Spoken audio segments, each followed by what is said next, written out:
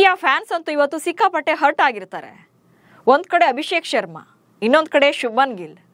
ಯುವರಾಜ್ ಸಿಂಗ್ ಗರಡಿಯ ಈ ಹುಡುಗರು ಆಸೀಸ್ ಬೌಲರ್ಗಳನ್ನು ಅಕ್ಷರಶಃ ಬೆಂಡೆತ್ತುತ್ತಾ ಇದ್ರು. 5ನೇ ಓವರ್ನಲ್ಲಿ 50+ ರನ್ಸ್ ಬಂದಿತ್ತು. ಲೆಫ್ಟ್ ರೈಟ್ ಕಾಂಬಿನೇಷನ್ ಸಖತ್ತಾಗಿ ವರ್ಕೌಟ್ ಆಗ್ತಾ ಇತ್ತು. ಇವತ್ತು ಗ್ಯಾರಂಟಿ ಆಸ್ಟ್ರೇಲಿಯಾ ವಾಶೌಟ್ ಆಗುತ್ತೆ ಅನ್ಕೊಂಡ್ರೆ ಮಳೆ ಬಂದು ಪಂದ್ಯನೇ ಕೊಚ್ಕೊಂಡೋಯ್ತು. ಬಟ್ ಫೈನಲಿ ಸರಣಿಯನ್ನ ಭಾರತವೇ ಗೆದ್ದುಕೊಂಡಿದೆ.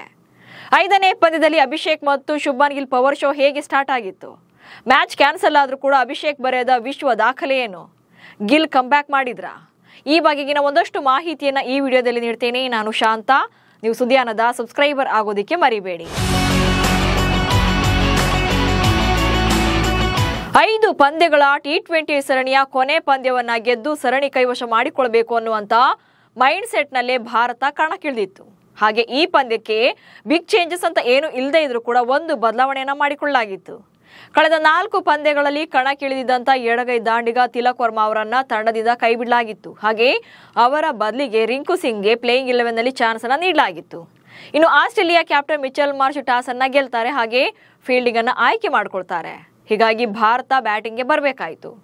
ಭಾರತದ ಪರ ಅಭಿಷೇಕ್ ಶರ್ಮಾ ಮತ್ತು ಶುಭ್ಮನ್ ಗಿಲ್ ಇನ್ನಿಂಗ್ಸ್ ಅನ್ನ ಆರಂಭ ಮಾಡ್ತಾರೆ. ಪವರ್ ಪ್ಲೇನಲ್ಲಿ ಅಗ್ರೆಸಿವ್ ಆಗಿ ಬ್ಯಾಟಿಂಗ್ ಶುರು ಮಾಡ್ತಾರೆ. ಅದರಲ್ಲೂ ಕೂಡ ಗಿಲ್ ಅಂತೂ ಈ ಮ್ಯಾಚ್ ಅಲ್ಲಿ ತುಂಬಾನೇ ಡಿಫರೆಂಟ್ ಆಗಿದ್ರು.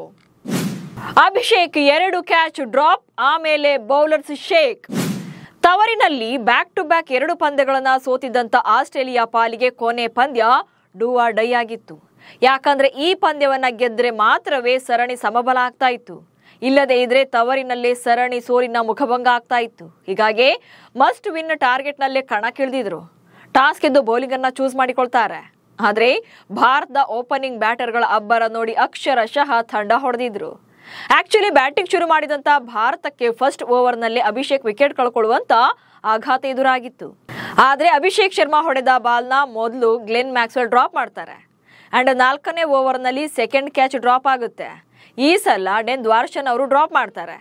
ಇನ್ನು ಅಭಿಷೇಕ್ಗೆ ಶಾರ್ಟ್ ಪಿಚ್ ಡೆಲಿವರಿ ಸ್ವಲ್ಪ ಸ್ಟ್ರಗಲ್ಸ್ ಇದ್ದದ್ದೇ. ಆದ್ರೆ 2 ಜೀವದಾನ ಸಿಕ್ಕ ಮೇಲೆ ಇಬ್ಬರು ಆಟಗಾರರು ಕೂಡ ಅಬ್ಬರವನ್ನ ಶುರು ಮಾಡ್ತಾರೆ. ಅದರಲ್ಲೂ ಶುಭ್ಮನ್ ಗಿಲ್ ಅಂತೂ 3ನೇ ಓವರ್ ನಲ್ಲಿ ಹ್ಯಾಟ್ರಿಕ್ ಬೌಂಡರಿ ಬಾರಿಸ್ತಾರೆ. ಅಂಡ್ ಟೋಟಲ್ ಆಗಿ ಆ ಓವರ್ ನಲ್ಲಿ 4 ಬೌಂಡರಿ ಬಾರಿಸಿ 16 ರನ್ಗಳನ್ನ ಕಲೆ ಹಾಕ್ತಾರೆ. ಹೀಗೆ ಅಭಿಷೇಕ್ ಶರ್ಮಾ 13 ಬಾಲಲ್ಲಿ 1 4 1 6 ನೊಂದಿಗೆ 23 ರನ್ ಬಾರಿಸಿದ್ರೆ ಅತ್ತ ಶುಭ್ಮನ್ ಗಿಲ್ 16 ಬಾಲ್ಗಳಲ್ಲಿ 29 ರನ್ ಸಿಡಿಸಿ ಬಿಗ್ ಇನ್ನಿಂಗ್ಸ್ ನ ಹಿಂಟ್ ಕೊಟ್ಟಿದ್ರು. ಬಟ್ ಬ್ಯಾಡ್ ಲಕ್, 4.5 ಓವರ್ಗಳಲ್ಲಿ 52 ರನ್ ಗಳಿಸಿದ್ದಾಗ ಮಳೆ ಶುರುವಾಯಿತು. ಅಂಡ್ ಸಂಜೆ 4:30 ಆದ್ರೂ ಕೂಡ ಮಳೆ ನಿಲ್ಲೇ ಇಲ್ಲ. ಕೊನೆಗೆ ಪಂದ್ಯವನ್ನೇ ರದ್ದು ಮಾಡಲಾಯಿತು. ಹೀಗಾಗಿ ಭಾರತ ಸರಣಿಯನ್ನ 2-1 ಅಂತರದಿಂದ ಗೆದ್ದುಕೊಂಡಿದೆ. ಏಕದಿನ ಸರಣಿ ಸೋಲಿನ ಸೇಡನ್ನ T20 ನಲ್ಲಿ ತೀರಿಸಿಕೊಂಡಿದೆ. ಆದ್ರೆ ಮ್ಯಾಚ್ ರದ್ದಾದ್ರೂ ಕೂಡ ಅಭಿಷೇಕ್ ಶರ್ಮಾ ಅಂತೂ ವಿಶ್ವ ದಾಖಲೆ ಬರೆದಿದ್ದಾರೆ. ಅತಿ ವೇಗದ 1000 ರನ್ ವಿಶ್ವ ದಾಖಲೆ ಬರೆದ ಅಭಿ. ಇನ್ನು ಬೌಲರ್ಗಳ ಪಾಲಿಗೆ ಸಿಂಹ ಸ್ವಪ್ನವಾಗಿರುವಂತ ಅಭಿಷೇಕ್ ಶರ್ಮಾ ವಿಶ್ವ ಕ್ರಿಕೆಟ್ನಲ್ಲಿ ಈಗ ಹೊಸ ದಾಖಲೆ ಬರೆದಿದ್ದಾರೆ. ಅಂತಾರಾಷ್ಟ್ರೀಯ T20 ಕ್ರಿಕೆಟ್ನಲ್ಲಿ ಅತಿ ವೇಗವಾಗಿ 1000 ರನ್ ಪೂರೈಸಿದಂತ ಬ್ಯಾಟರ್ ಎನ್ನುವಂತ ಅಪರೂಪದ ವಿಶ್ವ ದಾಖಲೆಯನ್ನು ತಮ್ಮದಾಗಿಸಿಕೊಂಡಿದ್ದಾರೆ.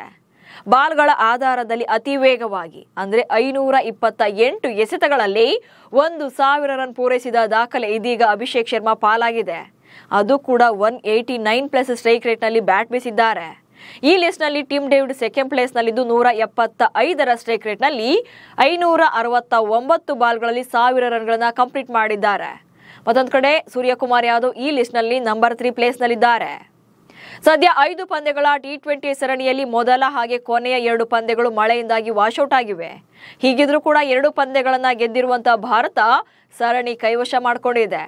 ಆದ್ರೆ ಬ್ಯಾಡ್ ಲಕ್ ಏನಪ್ಪಾ ಅಂದ್ರೆ ವಾಶೌಟ್ ಆಗಿರುವಂತ ಈ 2 ಪಂದ್ಯಗಳು ಕೂಡ ಭಾರತದ ಬ್ಯಾಟಿಂಗ್ ಪರ್ಫಾರ್ಮೆನ್ಸ್ ಎಕ್ಸ್ಟ್ರಾರ್ಡಿನರಿಯಾಗಿ ಇದೆ ಅನ್ನುವಾಗ್ಲೇ ರದ್ದಾಗಿರೋದು ಸ್ವಲ್ಪ ಬೇಸರ ಮೂಡಿಸಿದೆ.